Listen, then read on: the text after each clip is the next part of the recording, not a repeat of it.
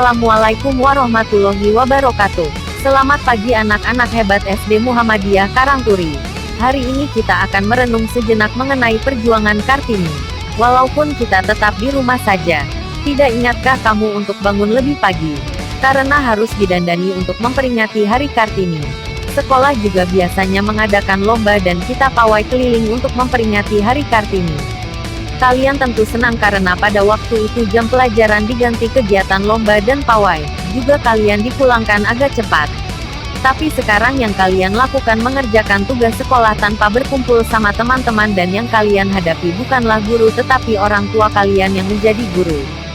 Sejak pandemi COVID-19 melanda, sekolah-sekolah di Indonesia diliburkan. Biasanya kita belajar dan berkumpul dengan teman-teman, tetapi sekarang di rumah saja dengan keluarga.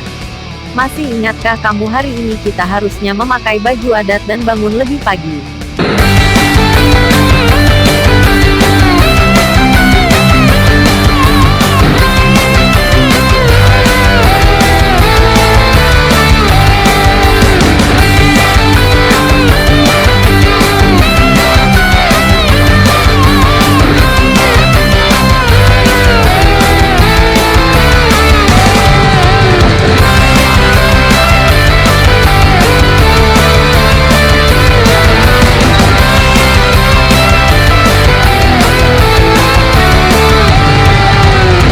Ayo semangat ini kita kobarkan walaupun hanya di rumah saja.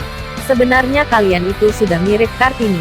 Kalian modern, mandiri, punya rasa ingin tahu yang tinggi, tidak takut mengemukakan pendapat atau gagasannya, punya akun dan akrab dengan media sosial. Karakter-karakter ini tentu dekat juga dengan anak pada zaman sekarang. Kartini adalah sosok perempuan modern pada zamannya. Ia sangat maju dan visioner sekali. Kartini punya pikiran yang terbuka, sangat ingin maju, selalu bertanya-tanya, kenapa ini bisa begitu, kenapa ini bisa begini, dan selalu mengkritisi segala sesuatu. Namun sayangnya zaman dulu banyak yang masih dibatasi, anak perempuan tidak boleh semaju itu. Anak zaman sekarang begitu terbuka, modern, dan informasi serba mudah diakses. Artinya, anak-anak juga bisa maju seperti Ibu Kartini, apalagi kini banyak hal yang dipermudah dengan berbagai akses yang bisa didapatkan anak. Berbagai aplikasi atau jalur komunikasi yang kini terbuka dan bisa saja dikenal sehari-hari oleh kita. Mulai dari email, Instagram, Twitter, aplikasi chat dan berbagai media sosial lainnya. Ibu Kartini sangat senang surat menyurat, dan melalui suratnya ia tidak hanya belajar begitu banyak hal tapi melakukan banyak perubahan. Informasi apa yang ingin diketahuinya, apa yang mau dipelajari dengan menggunakan teknologi, atau pada siapa ia ingin menulis surat atau pesan untuk menyampaikan gagasannya. Sifat Kartini itu tidak sok kaya.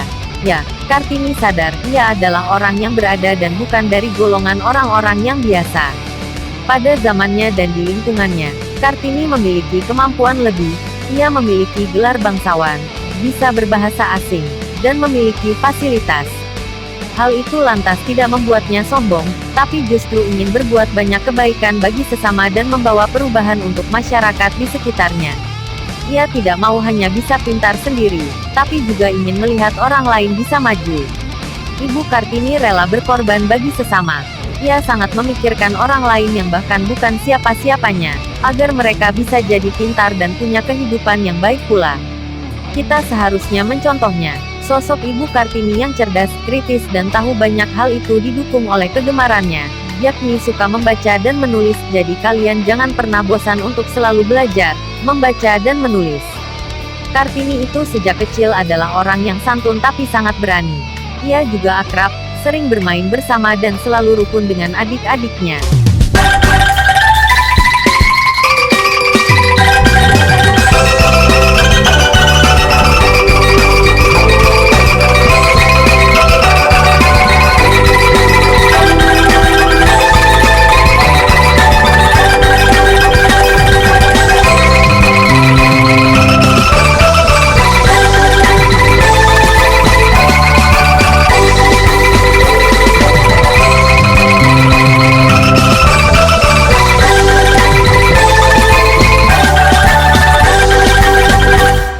Indonesia, tanggal 21 April diperingati sebagai Hari Kartini. Pada hari ini, rakyat Indonesia mengenang perjuangan R.A. Kartini sebagai pahlawan emansipasi perempuan.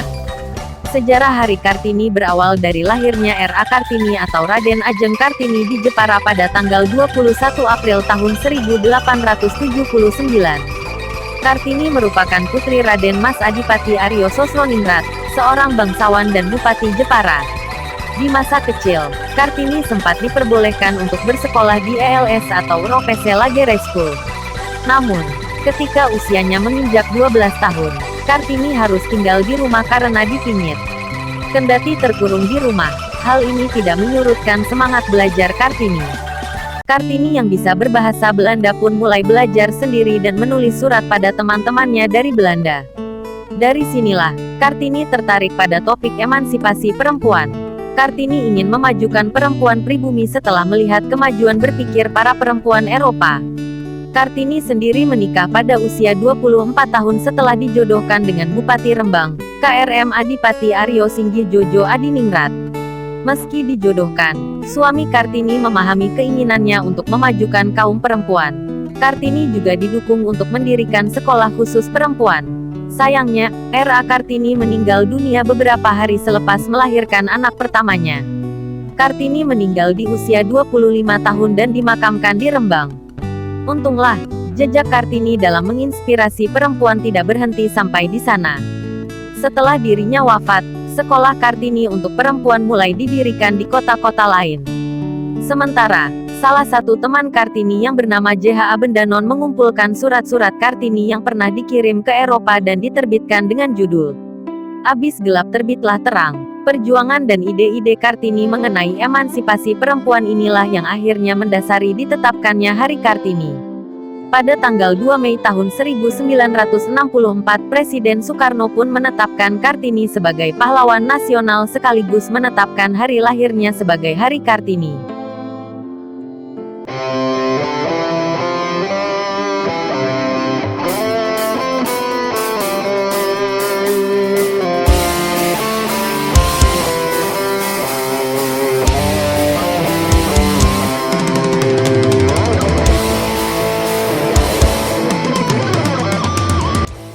Halo teman-teman, sebelum videonya dilanjut, jangan lupa klik tombol subscribe dan jangan lupa klik juga tombol loncengnya ya.